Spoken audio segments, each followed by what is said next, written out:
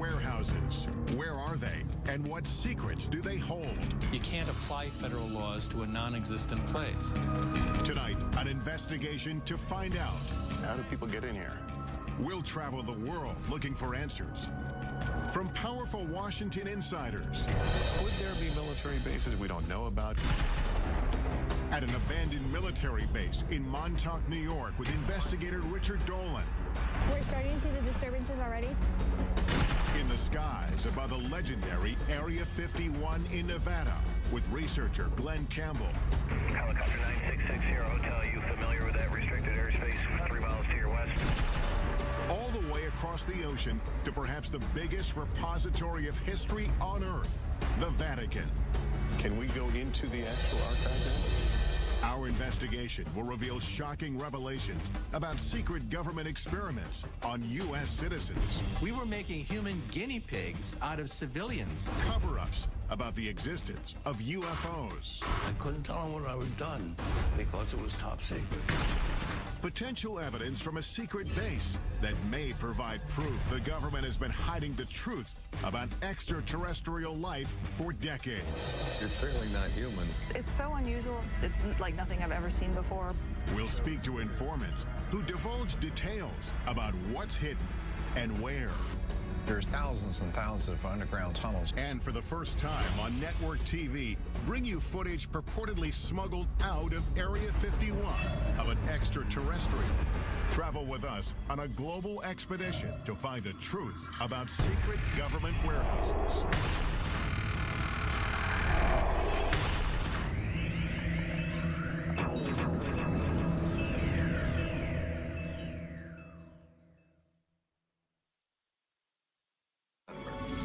Welcome to Warehouse 13.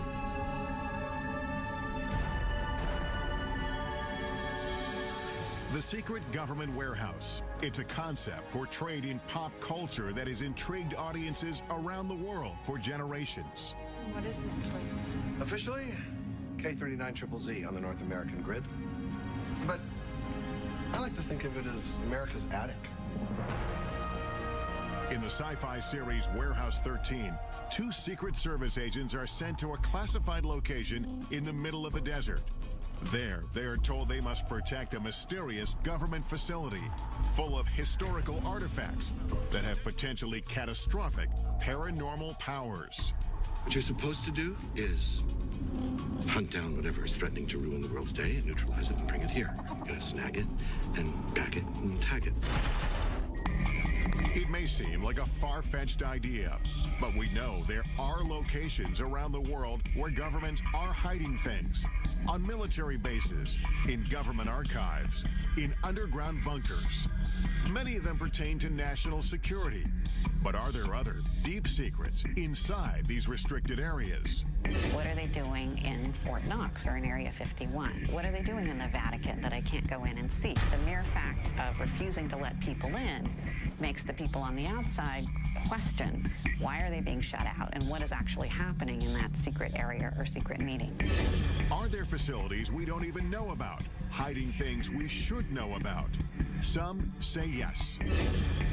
I believe that there are large numbers of underground facilities throughout this world, a large number of Warehouse 13 type facilities. Everything's in its little compartment, buried away very, very secretly, whether it deals with mind control or UFOs or maybe secret biological weapons or what have you. Secrecy is the norm, not the exception. To answer these questions, we began our investigation in Washington, D.C. We've come to talk with John Podesta, former chief of staff to President Clinton and a longtime advocate for government transparency, to get an inside perspective on just how extensive government secrecy may be. Has the government, in your knowledge, ever gone too far in keeping something secret? I mean, of course the government can go too far and keep it secret, and those habits kind of die hard. We just need to be observant to ensure that the public gets the maximum information that we can provide it. Is there a sense sometimes that the American public can't handle this information? People who are classifying information think the American public can't really handle it or don't need to know it, but I think over the long term, that's really dangerous. I think the American public can handle the truth. But how much don't we know as a society? There are sensitive operations that are kept secret that is critical to the success of those operations. But having said that, there's a lot that's swept into that zone, which for reasons that really are not about security, but could be done because if the public knew, they wouldn't want it being done in their name. One of the biggest sources of speculation is the existence of still classified UFO files. Why has the U.S. not been more forthcoming, opened up more information about UFO sightings, either proving or disproving? I think that's a question that I ask myself. I mean, is there something really in there that the American people couldn't really be made available to? Maybe, maybe it'll seem whatever the government was doing at the time might seem a little silly in retrospect, but so what? I mean, I think the public has a right to know that. While the U.S. government still keeps UFO documents stashed away at a government facility somewhere, other countries are finally coming clean. In 2008, the UK declassified its UFO records.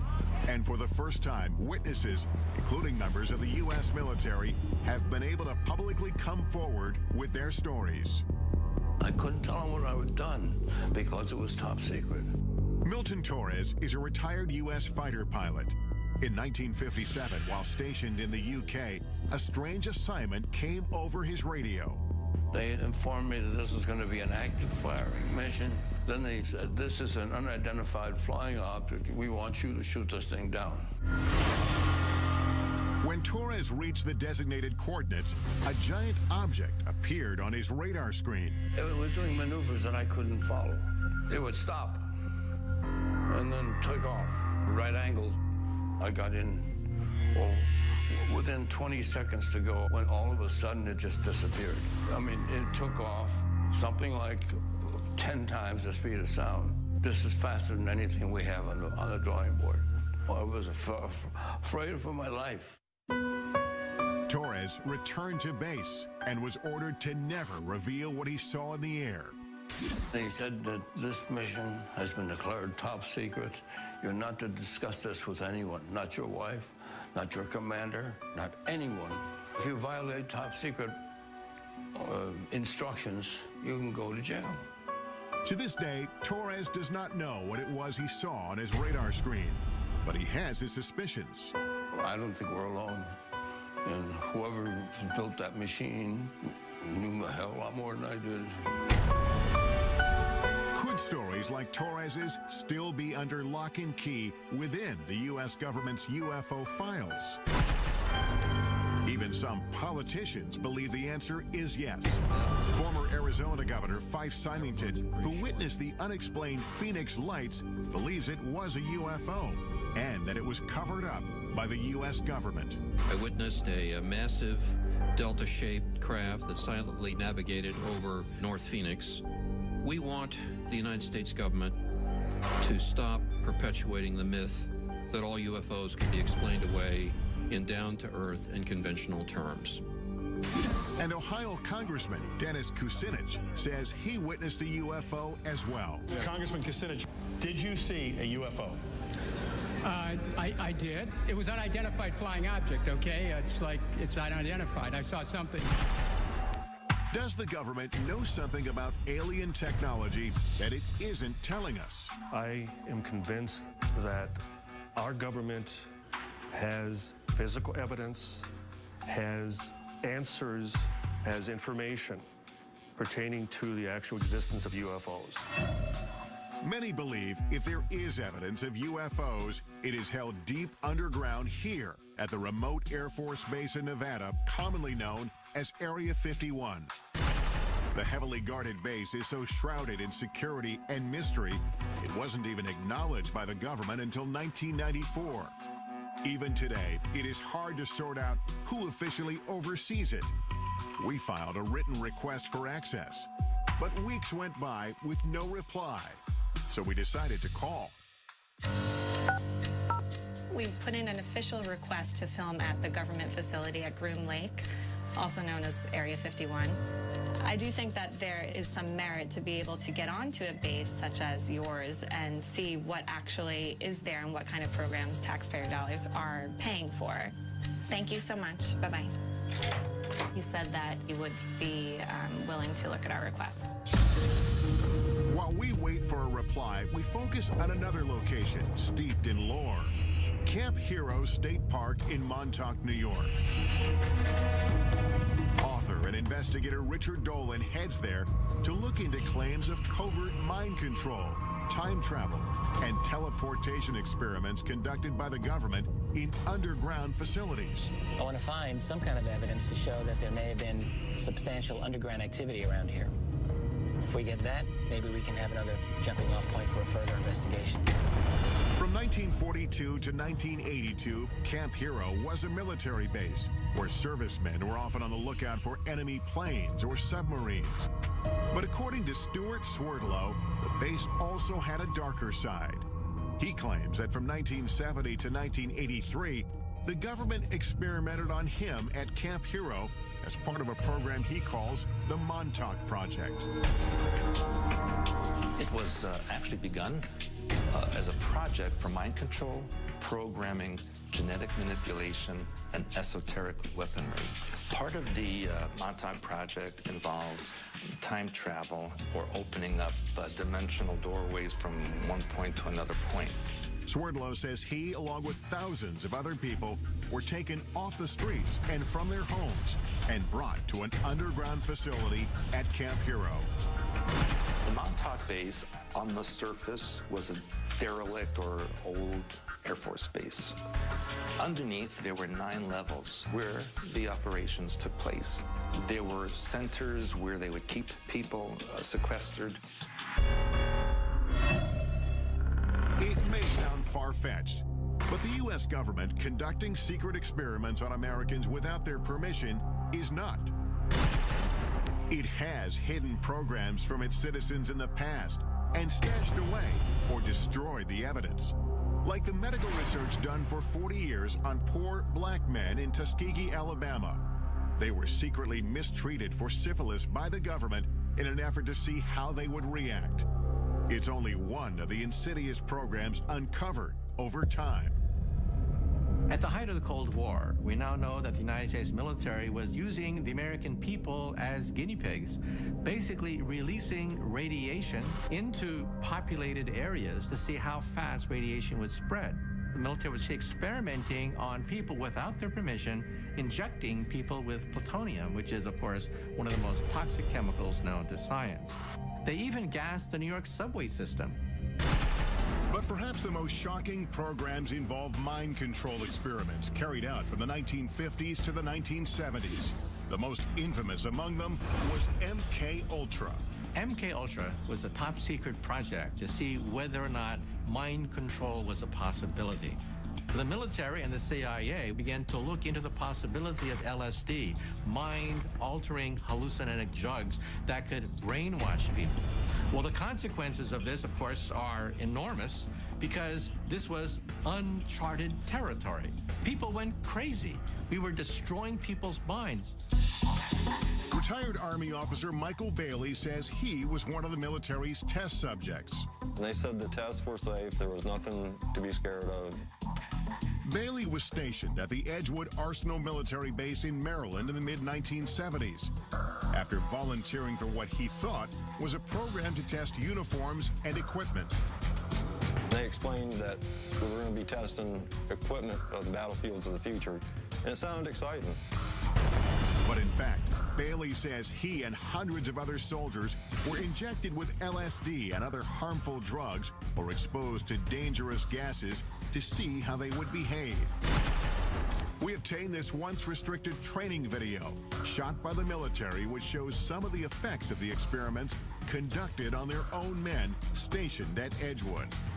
6.5 hours after exposure time, the confused volunteer needed help as he attempted to traverse part of an obstacle course. At this point, hallucinations and other mental disturbances were evident. Looking back, Bailey believes his government betrayed him. You trusted the government, you trusted the Army. It was a bunch of lies. There was a lot of harm done at Edgewood Arsenal.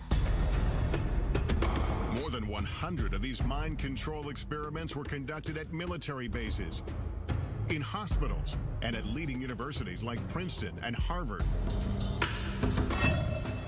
But these programs had some disastrous consequences. There were a number of suicides, a number of unsuccessful suicides. One man who had been dosed with LSD actually tried to commit suicide on his front lawn in front of his children and was in what's commonly called a flashback state.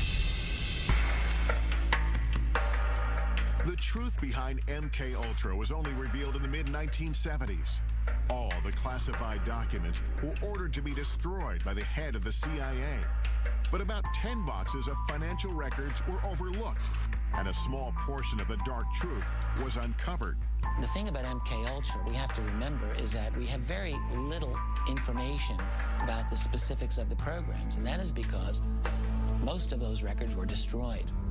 Without comprehensive records about who exactly was involved, some speculate that MK Ultra victims may have changed the course of history. The assassin of Robert F. Kennedy, Sirhan Sirhan, has been speculated for a long time to have been a mind control victim. At Harvard, it's interesting to note, one of the students involved in the experiments there was the Unabomber. If experiments like MK Ultra took place without public knowledge, is it possible the Montauk Project is another example of a government program that to this day remains classified? We only learned about MK Ultra by accident. It could so easily be the case that had all those records been properly destroyed, to this day, all MK Ultra would be rumor. When I think about that in connection with something like Montauk, it makes me think that it's just possible that the Montauk Project remains rumor because simply the guys running the security did a better job than they did with MK Ultra. Could the U.S. government have been conducting experiments inside secret underground bunkers at this retired military base? That's what Richard Dolan is hoping to find out. If the claims about the Montauk Project are true, that'll change everything about what we think we know about this world. And I have to say, if you're going to have a secret program, then Montauk is a great place to have it in a lot of ways. It's very remote. I think that it's possible that there has been some strange activity going on under there. Since the base is now a state park, we asked park officials for permission to access any underground areas. But they said they are not aware of any tunnel system in Camp Hero. Dolan has heard otherwise. I'm told that there are interesting structures in this area. Tunnels I've read about. I want to see something. And what he finds may change what we think about the Montauk Project. What the hell is this? What is this? Ahead, I'll join Dolan at Montauk, where we'll use cutting-edge technology to look below the ground. There is something here that could be an underground structure. Later, I'll examine potential evidence that could prove the U.S. military has been covering up the existence of extraterrestrial life for years. Could this be the smoking gun that we're all looking for? But first, I'm heading to Rome, Italy, to try to get past the Vatican gates and into one of the most mysterious repositories in the world. The Vatican Secret Archives. No one knows exactly what secrets are in the Vatican archives. They are so huge. All this when Inside Secret Government Warehouses continues.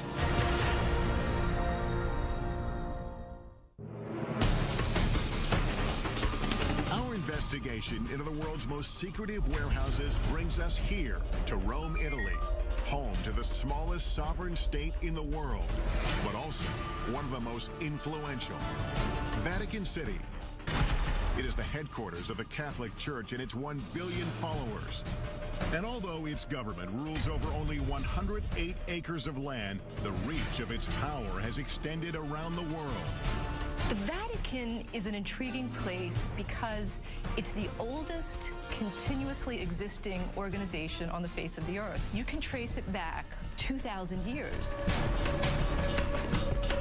The Vatican's role in shaping history is well documented, and some of it, like its support of the arts, is proudly on display here.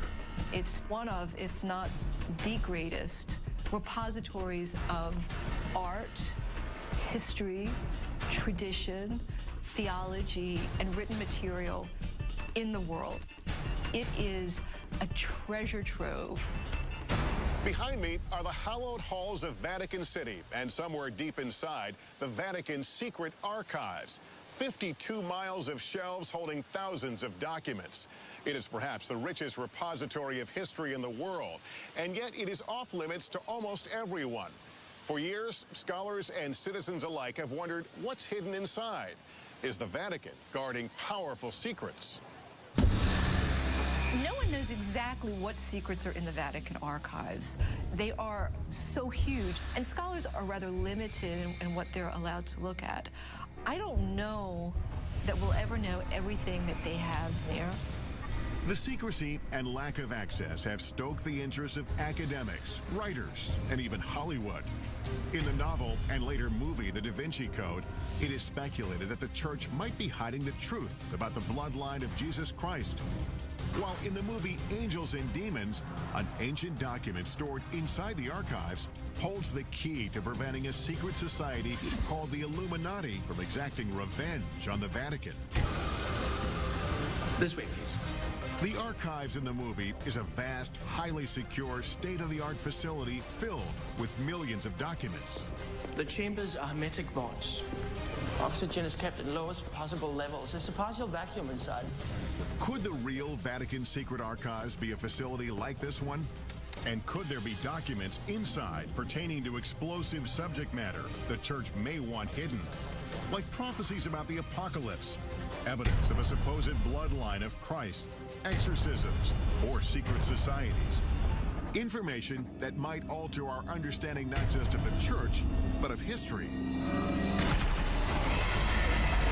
Recent discoveries tell us yes. Vatican archivist Barbara Frale found a document buried inside that is key to understanding the Pope's role in the execution of the legendary Knights Templar. Many people believe that Pope Clement V led the investigation into the Templar Knights and disavowed them and led to their downfall. You have found a document. What does that document tell us about the story? In 2001, we found in the Vatican's secret archive an original parchment belonging to Pope Clement V, who asked for a secret hearing for the Masters of the Templar Order, absolving them, as he was convinced they weren't heretics. Now we know that the Church never condemned the Templar Order, and that it was the King of France's act of violence and abuse to cause the closure of the order. Because this document was filed in the archives in a strange way, its existence remained unknown for hundreds of years. This makes me wonder, could there be other documents about other important pieces of history that have not been found? There are still millions of documents which are yet undiscovered in the Vatican secret archive. So what else might be hidden unintentionally or intentionally inside? Much of the speculation about what is intentionally withheld is about end-of-the-world prophecies, like the famous Third Secret of Fatima. It is one of the most well-known and important prophecies to Catholics around the world.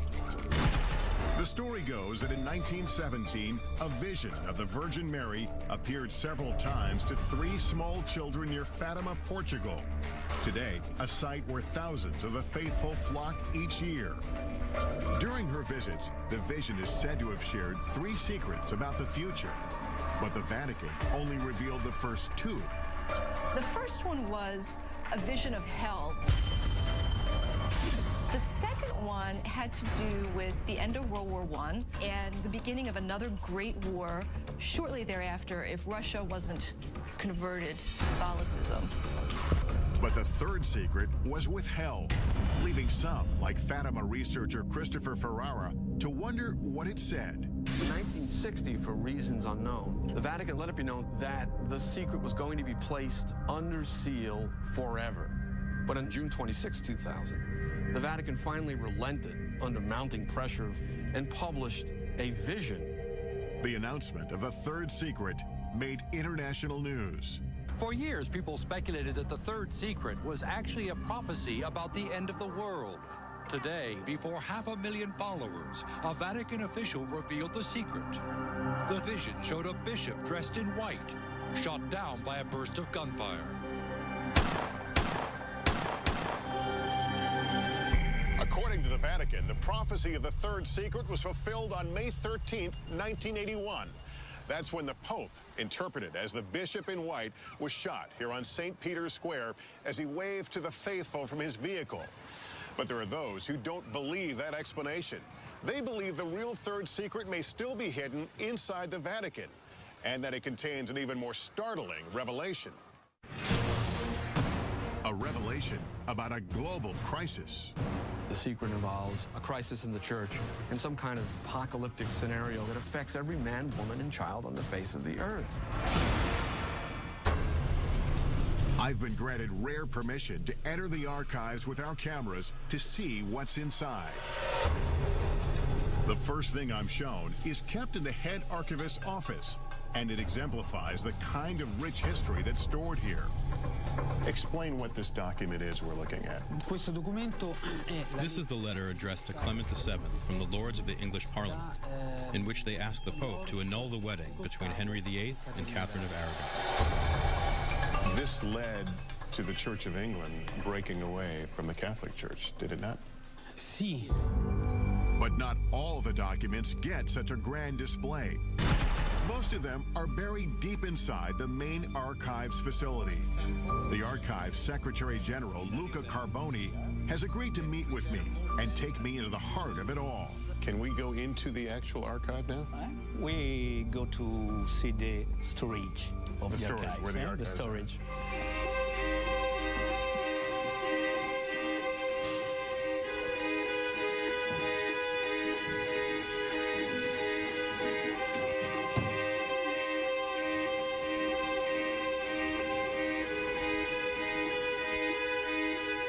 We arrive at the main facility, and I'm instantly overwhelmed by the massive number of files that are before us.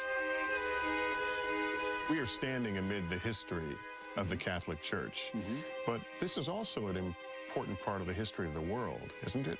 The Vatican Archives is important in the world, unique because we preserve a continuous chronological space of over 800 years, from 1198 onwards. Documents as varied as records of medieval families to letters from the brilliant astronomer Galileo, who had famous battles with church leaders of his time, live on these shelves. So you have a correspondence from Galileo. We have a simple letter to a cardinal from Galileo. So that's Galileo's signature. Galileo's signature from Florence in the 18th of December 1628. There is just so much here. Is it possible that there are things here that even the archivists don't know about? Yes, each day we discover something new or something interesting. When you use the term secret here... Okay, secret means private. Secret in this case doesn't mean things that no one can see. No, only private. Private, but off limits to all but about 1,000 researchers handpicked by the Vatican each year. It's not hard to imagine how documents can get buried in this vast warehouse, either accidentally or on purpose. The Secrets of Fatima, would we find something about the Secrets of Fatima here? No. Here is not preserved. If I don't remember, if I remember well, it's not here. But then, where is it? Are there other secure places within Vatican City? Even within in this facility, there are areas that are restricted, like the parchment room, holding some of the oldest and most important documents. Can scholars and researchers come here? No. Only the staff of the Vatican Archives. All your parchment are kept here? We preserve 50,000 of single parchment in this room on 2 floors. The air feels different. Is the climate controlled here? Yes, it's under control. And what is in here? Here we have the famous Templar trials. The 3 meters of parchment rolls. But we can't see it? No, it's close. There's no doubt that this repository is one of a kind. But the Vatican has not shown us evidence to prove or disprove the rumors of secret documents being stored inside the archives. So we're headed to Montauk, New York, to look for clues into claims of underground mind control and time travel experiments. And later, we're going to some of the most heavily guarded military bases in the U.S. to investigate reports that proof of alien life is stored inside. All this when Inside Secret Government Warehouses continues.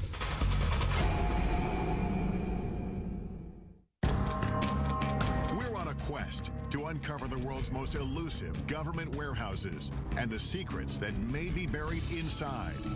Our investigation returns to Camp Hero State Park in Montauk, New York. We're looking into claims about the so-called Montauk Project.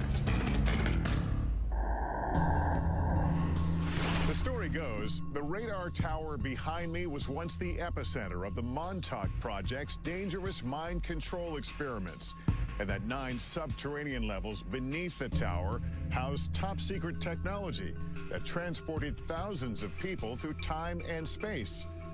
But do those underground facilities really exist? According to the United States government, there are no underground facilities at Montauk. Of course, you have to bear in mind that the United States government does almost certainly have many underground facilities that they don't wish to acknowledge. Author and investigator Richard Dolan has agreed to meet me at Camp Hero to take a closer look. Can we establish there's something underground? The thing that I've been thinking about is it's impossible to establish the veracity of the claims of the people themselves, but if we can bring some kind of instrumentation to take a look below the ground, I'm thinking ground-penetrating radar, we might be able to find out one way or the other if there's anything that we can notice. At least confirm some parts of the story. According to Stuart Swerdlow, he, along with thousands of others, were brought here to be programmed or mind-controlled. I was subjected to many types of experimentations, interrogations, indoctrinations. I was used in the time travel experimentation. To do this, Swerdlow says he was sequestered in facilities directly beneath the old radar tower. Deep underground, he says, there were 9 levels of rooms, and within those rooms was a device called the Montauk chair. Looked kind of like a dental chair that the person would sit on. There'd be a headset that would go over them. There were huge computer banks around that location. And there would be the psychic who would be sitting in the chair and generate thoughts electromagnetically into this device, which would be amplified and stored on the computer so that it could be amplified and transmitted. But mind control wasn't the only concept being tested at Montauk, Swerdlow says. According to him, they were also experimenting with time travel and teleportation using strange technology. It's like a huge mirror frame, and in the frame there is technology that creates vibrational frequencies that can match points in time and space, and you literally walk through. And that is how they transported people from Montauk. If Swerdlow's claims are true, it would completely change the way we see the world. Up to this point, time travel and teleportation have simply been concepts explored in pop culture, in movies like the Philadelphia Experiment and Back to the Future. But were teleportation and time travel experiments like these taking place at Camp Hero? We asked the military about the existence of these experiments and underground spaces at this former base. After speaking with several different departments and officials, we still didn't get a clear answer. But theoretical physicist Michio Kaku says time travel and teleportation are not possible with current technology. Claims about the Montauk Project talk about teleportation, time travel. But let's be blunt about this. The United States military, the most powerful military on the planet Earth, simply does not have enough energy to bend space and time into knots. Still, we know the government does have a history of experimenting on unwitting Americans, especially with mind control. So we've brought in the latest technology to help us determine if there's anything underground here. Jamie Harmon and Dan Welch are ground-penetrating radar technicians. The technology they have should be able to detect anomalies underground. I know this is ground-penetrating radar, but explain to me what you can do with this.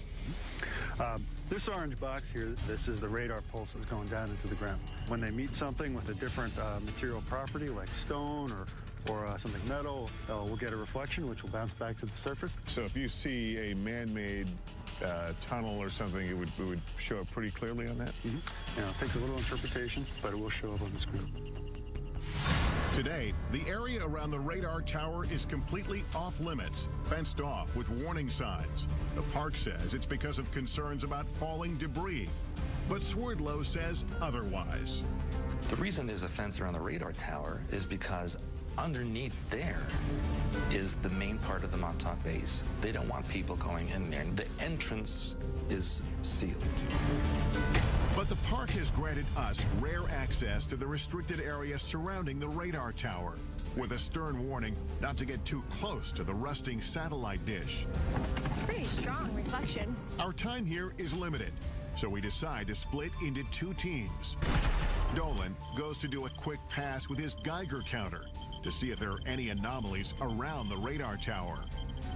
It's basically reading at just under 10, which is very low. When he finds nothing strange, he goes to search for potential entrances into any underground spaces. Meanwhile, our ground-penetrating radar team gets to work surveying the area beneath the tower. Turn ourselves around here. And right off the bat, we start to get some strange readings. So, yeah, we're starting to see the disturbances already. This is the very beginning of what we were expecting to see for the anomaly. So we know it starts here. Yep, and it's pretty strong, and we're looking at about 10 feet in depth. This being the surface here, so it's a very distinct start to it. Yeah. Mm-hmm. In the meantime, Dolan is canvassing some of the surrounding wooded parts of the park. According to Swerdlow, there's an entire network of underground tunnels throughout the area. On the old base, you do see manhole covers or just even entrances that are covered by metal plates. Allegedly, some of them, they say, are for sewer systems or rainwater draining and that kind of thing. But those were once escape hatches for the underground area. This is one of the many manholes that's said to be in this area. There's some water. The water pipe here. A ladder going down. It looks like it's been backfilled. Right. I'm going to regret this, I'm sure. I want to see how deep this is. I don't know if they could have been designed as a water drainage. Maybe there's a lot of water usage at that facility. Why do you need a ladder going into a water drainage hole? Dolan finds several of these uncovered manholes, but they lead no further than 7 feet down. So he returns to check on me and the GPR team, and we are getting compelling readings. We did a number of passes right around this area here, and down about 10 feet or so, it looks like we're getting the surface of something interesting. But you're also seeing it's rather flat. Mm-hmm. It does have a nice flat surface to it. So, given this area here, the topography of this hill, how it slopes down, if something was flat, it might be more evidence that it could be more man-made. In other words, it appeared that it could be a roof of something that even went below. Sure, could be the top of top of an underground chamber. It's the most compelling evidence. Well, it's about par for the Montauk mystery because it gives us a little bit of something, but not enough to really say yes. But here's the deal: it's about 10 feet below us, and if there are 9 levels, apparently we would only see the top level. That's correct. Yeah. So there's no way of knowing what would be beyond that. the GPR technology has uncovered may be just a first step to determining if there's anything underground. But without the park's permission to start drilling, there's no way to be certain. But that doesn't mean our investigation ends here. We still have one more place to look for proof of underground facilities in the area. The tunnel systems that exist under the town of Montauk and Montauk Manor still exist. These locations have tunnel systems that go towards the Montauk base. We've come to the Montauk Manor, an old hotel built in 1927, to see if we can find these supposed underground tunnels and whether they lead to Camp Hero 5 miles away. So what is this place? These are the access tunnels, like the foundation of the Montauk Manor and building 27. And the tunnels go for quite a ways. Jimmy Hackett works at the manor and has been exploring these tunnels for decades. Have you gone through the whole route of this? I've gone through a big portion of it, but there's still some unexplored sections back there that I haven't been through. Have you ever explored Camp Hero? Yeah, I did. Actually, when we were younger, we played up there while it was actually a working Air Force base. We found, I don't know what you call them, but they were tunnel-like. We'd climb down metal rebar ladders into these square tunnels. Are those the manholes that we're talking about? These are different? Yeah. These are cement square with metal lids. And those are now sealed over? Yes. Yeah, I've heard they were filled with cement. But there are tunnels under Camp Hero? Yes. We start to make our way through these tunnels. They quickly get lower, narrower, and harder to navigate, with no end in sight. Well, we can get through here. We get through. Watch our heads. Yeah. A lot of cobwebs down here. A lot of cobwebs, it just keeps going. Turns around to the right. Oh, great. This will go on forever. Okay. Come on up here and take a look at this. We finally get to a point where it is no longer possible for two people to keep moving forward. He's gone ahead a little bit to see exactly how far it really goes. I can't believe it goes this far. Neither of us can figure out why you would have a crawl space of this length under this building. Richard, can you hear me? My way back here. I couldn't find the end of it. I'm here. It's very, very long. And one end is a dead end, but then it branches off and it goes into several different directions. I could imagine people getting temporarily lost down there anyway. I think as far as either of us goes right now. I think so, yeah. These seemingly never-ending tunnels add another dimension to the Montauk mystery and keep the story alive. We may never know the truth about the Montauk Project or about what may have taken place here at Camp Hero. What we do know, of course, is that military bases here in the U.S. and around the world are ideal places to hide classified projects. And that's exactly where we're headed next, to two of the most secretive, heavily guarded military bases in the country. Our first stop is Wright-Patterson Air Force Base in Ohio. Could the potential evidence we uncover there prove once and for all the base has been engaged in a cover-up of alien life? He says, forget you ever seen this, forget you ever worked on it, don't talk about it. And later, we'll head for the skies in an effort to get the closest look possible at Area 51, where alien technology and life is said to be stashed away. All this when Inside Secret Government Warehouses continues.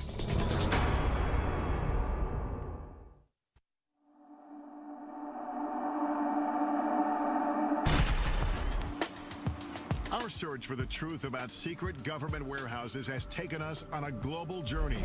We've been to Montauk, New York to explore allegations of mind control and time travel experiments underneath an abandoned military base. And we've traveled across the Atlantic to delve into the depths of the Vatican's secret archives in search of answers to age-old mysteries. As our investigation deepens, we check in at our nation's capital, where we are still looking for answers and access. We made that request via fax 4 weeks ago, and we haven't heard anything back. We would love an opportunity to go to the facility and tour it. For weeks, we've been calling the Air Force requesting permission to get inside Wright-Patterson Air Force Base in Ohio and what may be the most secure military base in the United States, the legendary Area 51. Oh, you've never allowed visitors out there? After phone calls to multiple government agencies, we finally reach an Air Force representative who agrees to review our request one more time. Thank you so much. I would appreciate that. The Pentagon's reluctance to let us into these military bases only fuels our curiosity. Could they be hiding more than military secrets inside? And are there other bases, or even warehouses like the one depicted in the sci-fi series Warehouse 13 that we don't even know about? And that is exactly what we do here. Take the unexplained, and we just safely tuck it away in this supersized Pandora's box. Change the environment. Washington insider John Podesta says the idea of a central warehouse is a myth. There's, of course, not one single place that classified information is distributed across the country and across the globe. Could there be military bases we don't know about? Could there be places underground? Well, if we don't know about it, how do we know? Officials at Wright-Patterson Air Force Base decline our request for an interview. But we are able to speak with Congressman Michael Turner, who represents the Dayton, Ohio district where the base is located. Wright-Patterson Air Force Base is known as the largest Air Force base in the world. It has over 20,000 people who work inside the fence, largely in research and development. It has been involved in every plane for the military, starting with the Wright brothers plane, going straight through to stealth. Turner acknowledges Wright-Pat's classified research has inspired theories about extraterrestrial technology stored on base. Whenever you have a base, it's 8,000 acres and only 10 planes. There's a lot of research and development that's going on, and there's a lot of speculation. Speculation fueled in part by Wright-Pat's role in the infamous Roswell incident of 1947. The government has issued at least 4 different official explanations about what actually crashed in the New Mexico desert. And while theories may vary, certain facts are indisputable. A declassified FBI memo dated July 8, 1947, indicates the wreckage purporting to be a flying disc was secretly flown 1,500 miles to Wright Field by special plane for examination. After the Roswell incident, Wright-Pat became home to Project Blue Book, an official government investigation into UFOs. I think people who were interested in UFOs certainly looked to the Air Force to have some kind of greater knowledge about what had occurred than merely those who had witnessed them and what their beliefs might have been. The Air Force investigated more than 12,600 UFO sightings. 700 of them remained unexplained when the government terminated the project in 1969. UFO author Donald Schmidt says Blue Book was flawed from the start. The true hardcore cases were going upstairs, we're going above Blue Book to something that we'll never know about. Retired Air Force Captain Robert Collins spent 22 years in the military, 6 of them at Wright-Pat. I had a top secret SCI, or Special Compartmented Information Clearance. Honorably discharged in 1988, Collins says he has come forward because he wants the military to stop covering up the secret UFO research he believes it has been conducting at Wright-Pat for decades. It deals with all the black programs that the Air Force has, including all the classified, super secret reverse engineering programs for UFOs. There are witnesses who support Collins's claim and say they had access to extraterrestrial evidence on the base. According to one account, officials at Wright-Pat revealed the Roswell wreckage to an elite group of men from the prestigious Air War College who were sent there on assignment. Among them was a lieutenant colonel named Marion Magruder. He said they were trying to determine whether they were going to make public something that had recently happened.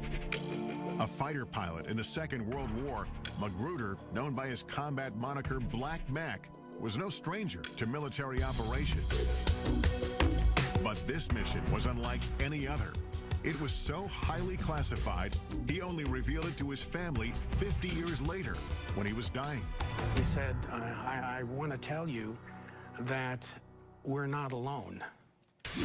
Magruder spoke vividly of a shocking encounter with an extraterrestrial being. He had quite a bit of empathy for him, and he said he was more humanoid than alien, but he had a much larger head, larger eyes, long, slender arms, thin little legs. He appeared to my father to be very sad. Magruder struggled silently with what he saw until the last days of his life. My father said we killed him because of the experiments and stuff. That had an incredible impact upon him. And it may be that his memories weren't all that haunted him. There would be some people come to visit him to discuss that situation with him. Whoever it was, and I never knew who it was very interested in making sure that secret was kept. The Air Force referred us to its 1985 fact sheet that addresses persistent UFO rumors. It says there are not now, nor ever have been, any extraterrestrial visitors or equipment on Wright-Patterson Air Force Base. Yet, over the years, questions have grown. Suspicions sparked by testimony from former employees, including Robert Collins, who says underground facilities are strategically hidden throughout the base. Never find it unless you knew where to look. Coming up, reports of a complex labyrinth deep underneath Wright-Pat. And physical evidence allegedly from the base that may prove a government cover-up of alien life. I'm too old to worry about my reputation. And later, travel with us to the Nevada desert for an unprecedented investigation into Area 51. If the public ever really knew what happened at Area 51, they'd want to burn the place down. All this and more when Inside Secret Government Warehouses continues.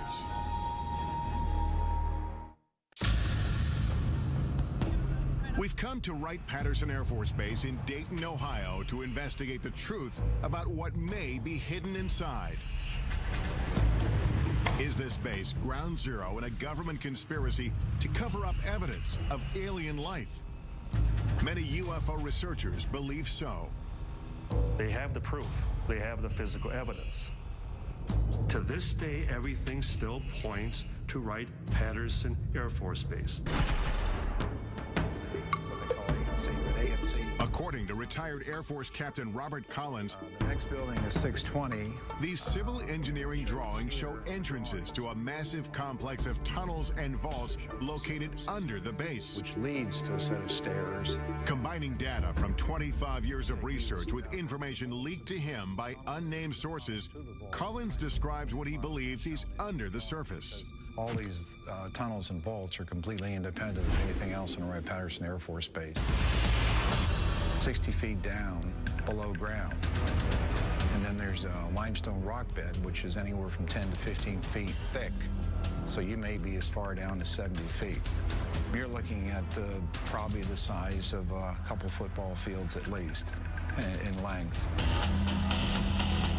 There's roughly 4 big vaults. They're about 100 by 100 feet in size. They got carpeting on the floor of the tunnels, and you could drive a pickup truck through them. Collins says the most remarkable secret isn't the underground complex itself. It's what he says the Air Force was and possibly still is hiding inside. The things that were stored in these vaults were, of course, bodies, alien bodies. All the cryogenic equipment used to support and maintain and preserve those bodies, and medical examination tables and biological testing equipment. The Air Force denied our request for an interview with a representative from the base. But local Congressman Michael Turner says plenty of classified information is at Wright-Pat, And it's all with good reason. A lot of the things that are going on at Wright-Patterson Air Force Base are secrets that need to be protected. There are things that are in development, research that we're doing, possibly for capabilities for us in the future, or even how we're looking at our potential adversaries. A statement issued to us by the base says the evolution of virtually every Air Force aircraft flying today can be traced back to Wright-Pat. They tell us current developments include material that can sense and then heal its own cracks, as well as bird and insect-sized aircraft capable of swarming. One of the few reporters allowed on base to investigate the legends of UFOs at Wright-Pat is Emmy Award-winning newsman Carl Day. An awful lot of unanswered questions, and tonight we're going to try and sort out facts from fiction. They said, well, come on in and look and see if you find anything. This is at the invitation of the Air Force. Aware of reports about underground chambers, Day asked to be escorted to the lowest level of Building 620. The tunnel that I went through was certainly not big enough to drive a truck through, and we had to duck down in these tunnels because they were very low. While Day didn't find hidden tunnels, he uncovered something even more shocking. It was a small mandible, which is the lower jaw of something. In the course of his reporting, Day met a dental technician from a Veterans Affairs hospital 15 miles outside of Wright-Pat, who said he had worked on a strange impression of a mandible brought from the base. At the time, the man was so afraid to tell his story that he didn't reveal his name or face. Never seen anything like this before in human or animal. Neither one.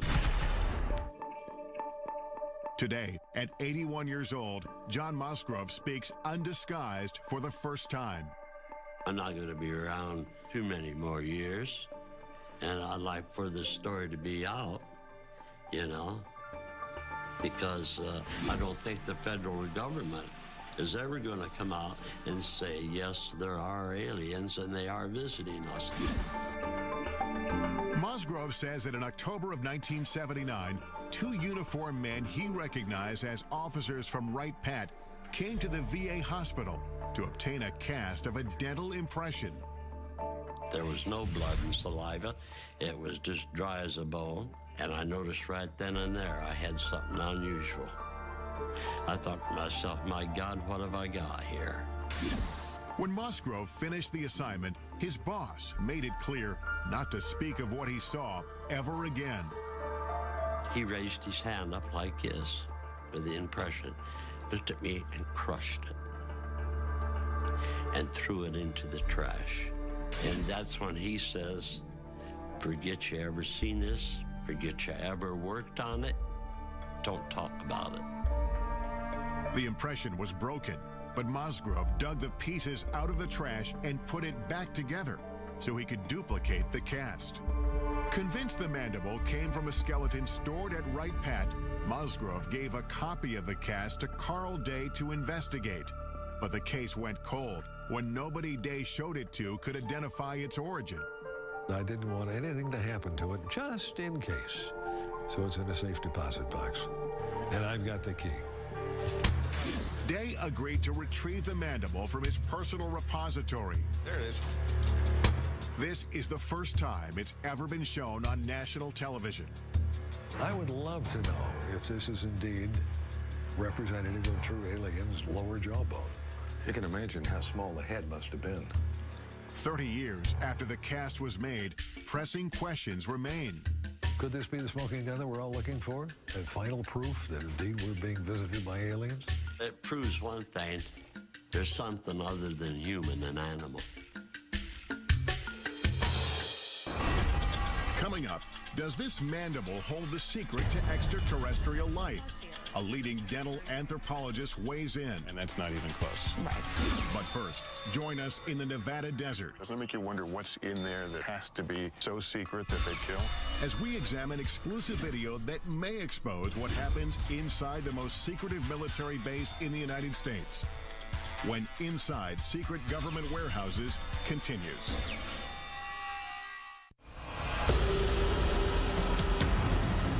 Our global journey leads us to one of the most mysterious military facilities on Earth. The legendary Area 51. Area 51 is a black facility, which means it was created to deny its very existence. You can't even approach it. It's so heavily guarded. So it's really hard to know exactly what the government is doing. Government secrecy surrounding Area 51 has made the base so notorious that it's even depicted in blockbuster movies like Independence Day. In the film, Area 51 is portrayed as a massive UFO research complex, complete with flying saucers and alien bodies.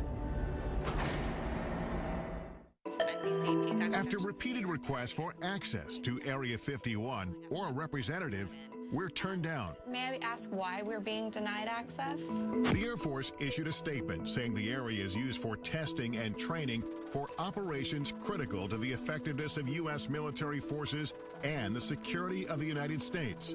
And some specific activities and operations, both past and present, remain classified and cannot be discussed. Undeterred, we hit the road to find out as much as we can without breaking the law. I'm now driving through the Nevada desert a couple hours north of Las Vegas, heading to the legendary Area 51, a place that perhaps holds some of this country's biggest, deepest military secrets. And what exactly goes on there has been the source of a lot of speculation. As local tourism shows, most of the speculation centers on extraterrestrial projects, reports of warehouses dug deep into the mountainside. There's some sort of earth-moving activity taking place in that area. Where some claim scientists are conducting reverse engineering on alien spacecraft. It was hundreds of thousands of years ahead of our technology. And most shocking of all, potential evidence that may confirm extraterrestrials exist and may have been held on the base. All claims we'll look into in the course of our investigation here. Area 51 has been veiled in secrecy since its inception. Established in 1955 as a covert test site for the U-2 spy plane, its purpose was to hide military projects. It was a place that was preoccupied with maintaining total secrecy. And secrecy then became its mission. The remote desert location, labeled number 51 on this 1950s map, seemed to be the perfect place for a black facility. But as the base infrastructure and activity grew, information began to leak out. The U-2 spy plane, the SR-71 spy plane, various stealth aircraft were all tested at this facility. And everything that we can see from the ground and the air indicates that this base is for aircraft testing. Despite full-scale Air Force operations on site, the government refused to acknowledge its existence. Not just initially, but for 40 years. Area 51 investigator and guide Glenn Campbell has been studying the facility since the early 90s. It was sort of like going to a drive-in movie. You could drive up and look down on the secret base that the government didn't acknowledge. I'm going to meet up with Glenn Campbell. Glenn and I first met up 16 years ago when I came out to this same desert trying to get answers about Area 51. This viewpoint we're heading to is Freedom Ridge. In this report I did back in 1994, we simply drove up a nearby peak and the entire facility was revealed. From our mountain vantage point, Dreamland is a collection of unremarkable buildings. Today, the military has expanded control over land around the base. It's been a long time. So getting a good view won't be as easy. What will we be able to see today? Well, from the ground, we're not going to be able to see much. And I know you brought some so we have satellite photos. Increasingly better satellite imagery over the years. Some of this stuff is incredibly good. Look at these runways and things. It's still the best way to see it is from overhead. Yeah, the security of this place is part of the intrigue. That's what continues to raise the level of curiosity and even, conspiracy theories. The security here is intense. When we look around, it's a good place to hide. It's a damn fine place to hide. Area 51 first gained public attention in the late 80s with an explosive claim made by a physicist named Bob Lazar. He said he'd been working on a top-secret project to reverse engineer alien spacecraft at a classified location near the base. He says, no, John, he said, I was in it, I touched it, it's real, it's ET, it's nothing that we could have produced. Bob Lazar declined our request to be interviewed for this program, but referred us to his good friend John Lear, a retired pilot who flew missions for the CIA. I was the guy that exposed Area 51. Lear says he pushed Lazar to do a television interview revealing the government cover-up of alien technology. He said, yeah, just as long as I do it in shadow. The interview took place at Lear's home, and he captured the setup in this exclusive video. Taking pictures, that's Bob. That's his wife. In the interview, Lazar claims to have worked on flying saucers in a secret facility called S4. So covert, it's camouflaged by a mountain south of Area 51. John Lear describes S4 as Lazar explained it to him. S4 is an underground base. It just looks like a slope of a mountain, but actually they're hangar doors, and they slide up. So it looks like just part of the mountain is sliding up.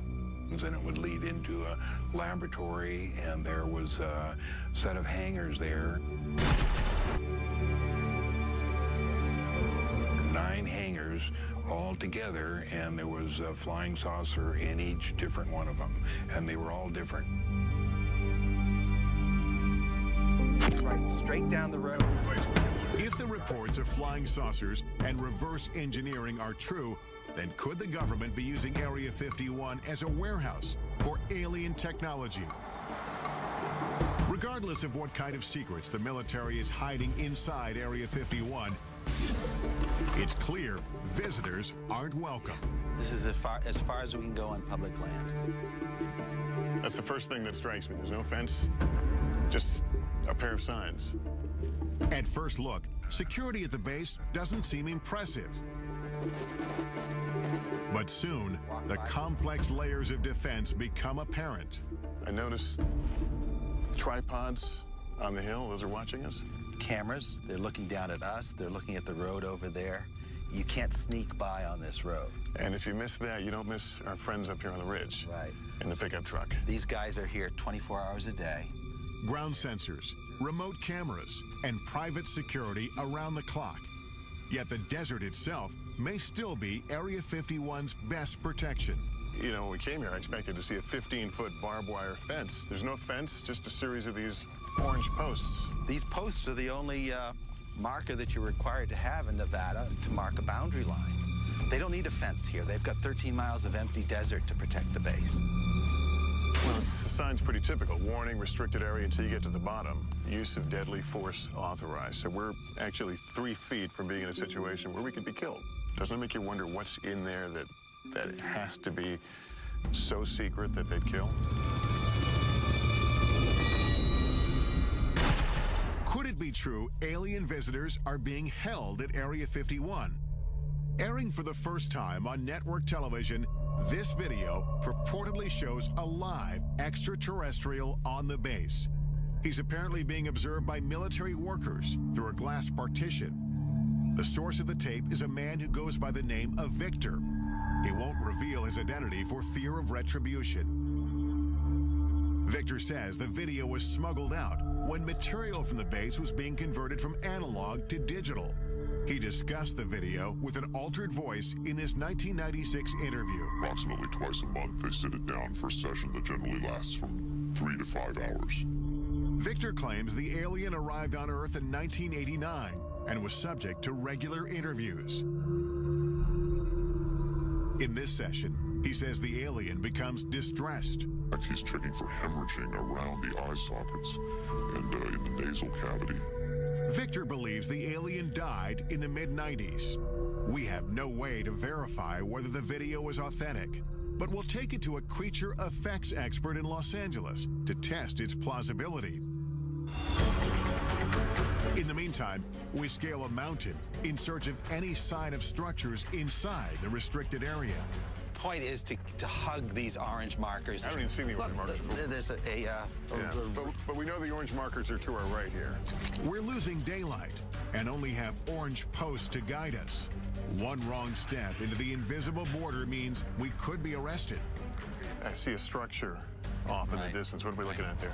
That's the actual guardhouse. That's the actual gate within the Nellis Range. So if you were to keep driving on the road past those signs and you got to that guardhouse, you'd be arrested immediately. We continue to climb upwards until we can't go any farther. Well, this is as high as we can get. It looks like we're at the end of our journey because I see your, what do you call them, camo guys? Yeah, the camo dudes. Are here, and some orange markers here. This is as far as we can go? This is where the border changes. I think our only option is to get in the air during daylight, and you know, maybe I'll be able to get a glimpse and you know, get some idea of what's in Area 51. But we're going to need daylight and a chopper. Coming up, join us in the skies above the Nevada desert as we take you as close as you can get to the most infamous military base in the country. They now know who we are and where we are. That's correct. Is Area 51 the epicenter for a cover-up of alien life? Or is the base concealing earthly secrets that are much more disturbing? Find out what happened at Area 51 and what humans did. That's scary enough. When Inside Secret Government Warehouses continues. The only people who know what happens inside Area 51 are the employees, and their identities, even down to the cleaning staff, are kept secret. That white bus with the darkened windows, we're told, ferries local workers from around Area 51 who come here to work each day.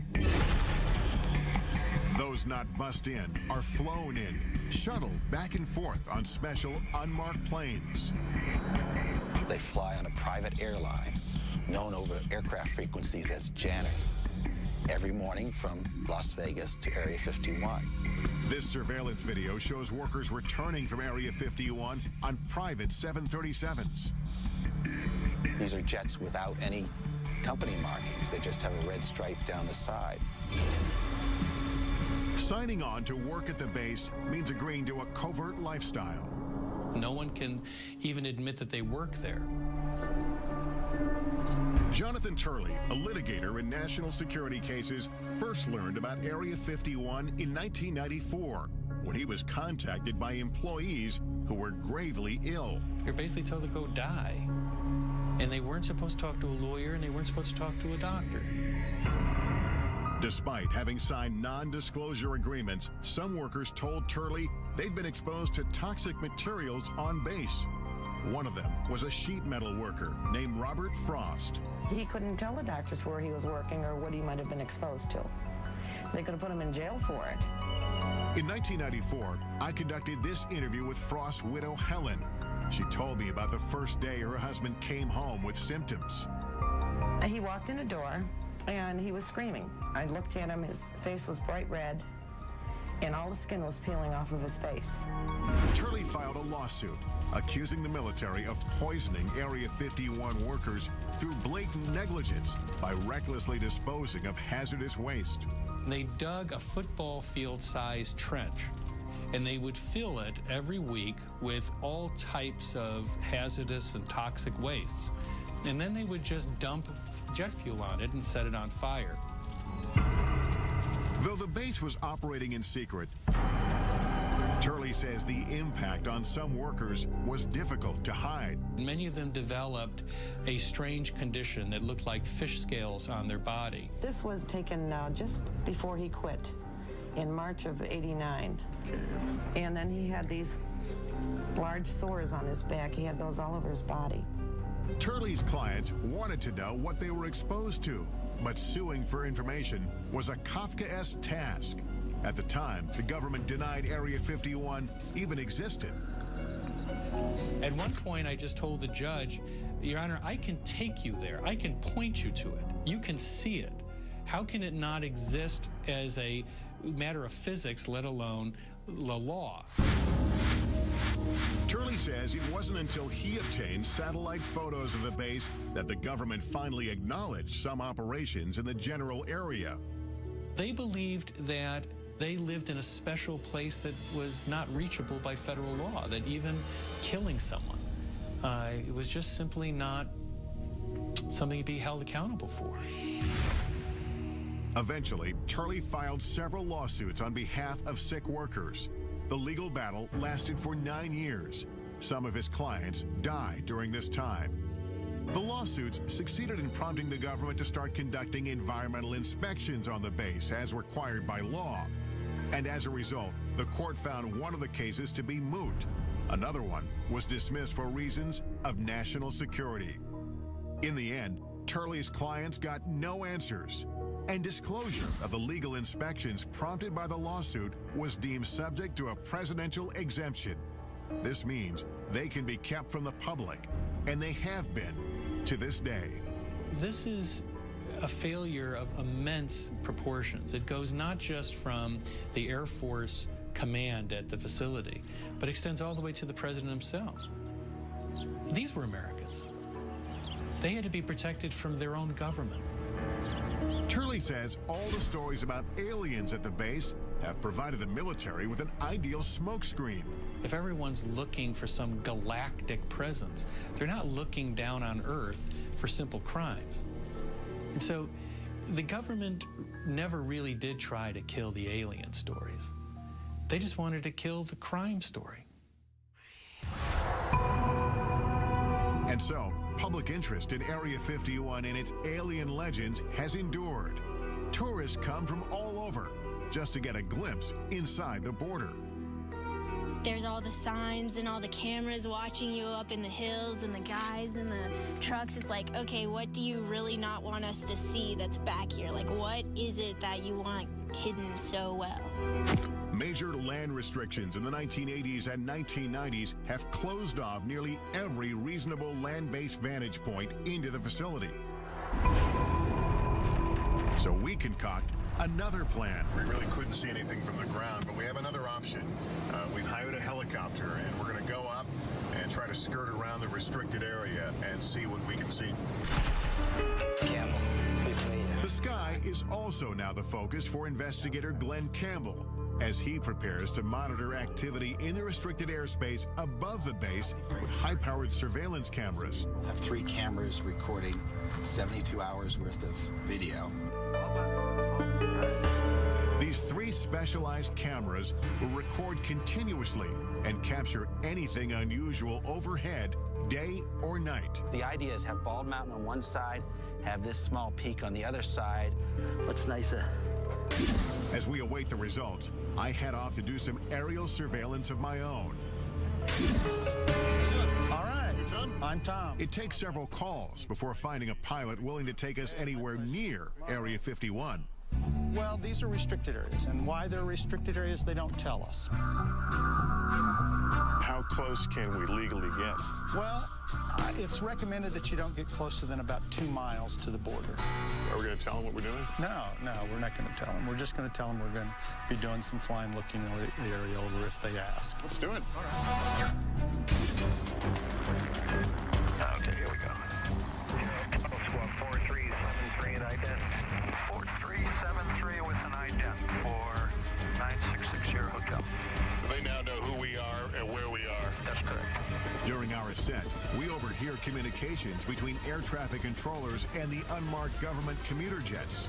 Janet 267, Nellis control radar contact, maintain 15,000. That airplane he's talking to is one of the Janet airplanes, like an aerial bus service. Once we've flown over the highest mountain, Area 51 creeps into view. I can actually see it from here. We're probably about 10 miles from the border. But just as soon as the base is within sight, a warning comes over the radio. Helicopter 9660 Hotel, you familiar with that restricted airspace 3 miles to your west? 960 Hotel, affirmative. I'll be turning now. I won't get any closer than 2 miles to the restricted airspace. Copy that. It's clear that again, like on the ground, we're being observed. We are as close as we will be allowed to go to Area 51.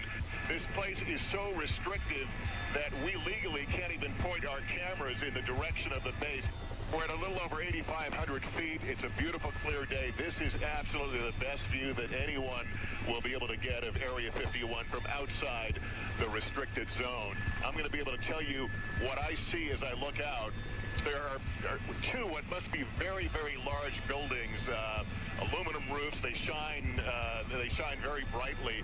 I can only surmise that they are hangars of some sorts. There are a number of lower-lying buildings. All of it seems to be along the edge of a dry lake bed. There is what appears to be a very long runway. Our investigation has revealed as much visible evidence of the base as legally possible from the ground and from the air. I'm guessing they're a little more comfortable when we're leaving this area. More than likely. And if we've learned anything, it's that the government is intent on keeping what's hidden inside this legendary military base a secret.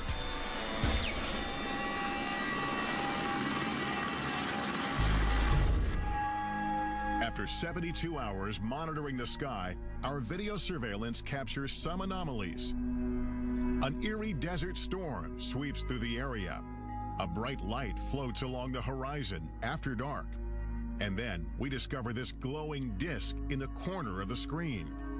Upon examination, the light turns out to be a car driving on the desolate road. The disc, however, remains unexplained. Campbell says it could be the moon. When you come to the desert and you look up at the night sky, you see more stars than you would ever see anyplace else. When you look up at all those million points of light, you got to be crazy to believe we're alone in the universe. Coming up, our investigation continues as we travel from coast to coast to analyze the evidence we've discovered on our journey.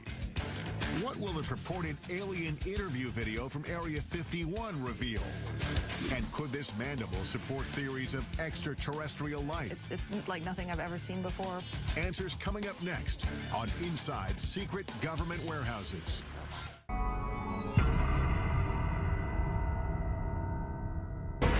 Our investigation into secret government warehouses culminates with analysis of the potential smoking guns we've uncovered. Does this video of an alleged alien interview at Area 51 reveal the truth about life beyond Earth? And could this mandible prove alien remains have been hidden on bases like Wright Pat for decades? We'll explore all the possibilities with top experts, starting with one of the most sought-after creature effects artists in Hollywood. I'm looking for that one piece of footage that is undeniable, that I can't look at or other people can't analyze to death. Kevin Yeager designs creatures, aliens, and humans for a living, most notably Chucky from Child's Play and A Nightmare on Elm Street's Freddy Krueger. Yeager agrees to analyze the video using 25 years of experience in puppeteering and film. The first thing that I saw, was an alien, and it actually looked like it was alive. If you look closely, you can see there's a small little mouth. It kind of looks like it's, pursing and moving like a natural mouth would. It's got big doughy eyes. It's got a big head, and it moves in a pathetic way, and you want to take care of it, and suddenly your heart is involved. Just as Yeager starts to identify with the alien, he spots questionable movement. There's some quick, jarring movements that every now and then see this little jerk bobblehead that happens here. Right there is kind of a jerk bob, and the shoulders move as well. A telltale sign, he says, that the alien is a puppet. It's the head movement that tips Yeager off, and he uses this animatronic doll to explain. Now, if you go slowly, like it was first moving very slowly, you can kind of take all the bobbles out. But then once he began to get kind of tired or go into his sick state, he began to wiggle and jiggle like this, and then that's what it kind of gives it away. But when dealing with a life form we know nothing about, Yeager admits anything is possible. Maybe the atmosphere here is different and the pressure, and they can't handle it, and the gravity, it is too hard on them, so they do bobble. Still, Yeager says it looks like the setup is hiding something. The darkness of the videotape, the fact that the alien is sort of back behind a desk, I believe that is to obscure a possible puppeteer behind there. Yeager thinks the alien and the video are a hoax. But he says it wasn't a bad try. There's certain organic elements to it, and I can totally see why people would think this is real. Hoaxes do nothing but undermine efforts to get to the truth. With that in mind, we head to New York City to visit NYU dental anthropologist Shara Bailey. She has been studying the mandible we obtained during our investigation at Wright-Patterson Air Force Base. The jaw shape is what struck me first, because the shape of this jaw is very narrow in the front part, and then it kind of dips in here, and then it's very wide in the back. And this is very unusual for a primate. It makes this curve and then comes out. Yeah, it's kind of like an S curve, I guess you might call it. And certainly our teeth and jaws don't do that. No, they don't. Dr. Bailey has 2,000 primate casts, one of the largest collections in the nation, and she's compared the mandible to every single one. Can you say with any fair amount of certainty that this is not from a primate? Yes, I would put my career on it that it's not from a primate. Although Bailey can't match the mandible to anything she's ever seen, her examination of the cast does reveal new information. The cast was made from a skeleton. And this is of a living person. Because we see the gum here? Yeah, you can see the gum, and you absolutely can't see the gum here. The creature lost its teeth after it died. And there are also crypts. You can see that where the teeth might have been. The remaining teeth show it was an omnivore. It's something that eats both flesh and vegetables. And dimensions of the jaw indicate the size of the creature itself. This is a macaque, but it has a jaw similar in size to this. And so whatever this creature was, it was the size of a small dog. And the skull size would be similar as well to match this? Yeah, there's a very good correlation between jaw size and skull size. The cast has some characteristics that strike Bailey as peculiar, including signs of being scraped with a tool. It's definitely been modified. So that I can tell you. Whether it's authentic and it was modified for some other reason, it's very hard to tell. She also questions the apparent human-like dental pattern, which could disprove the notion that the cast came from an alien skeleton. If we're an alien and evolved on a different planet, totally separate from us, why would we ever expect it to have the dental pattern, the same number of teeth and the same types of teeth as a human? It's very odd. If in fact this came from another planet, how would you begin to really compare it to find out what it is? All I can do is compare it to living things on this planet. This mandible is not of any creature that comes from our Earth, that's for sure. This alleged alien artifact tied to our nation's most complex Air Force base may be just the tip of the iceberg of what the government doesn't want us to know. Could this be one of the many secrets locked away in classified government warehouses around the globe? And is there a real Warehouse 13?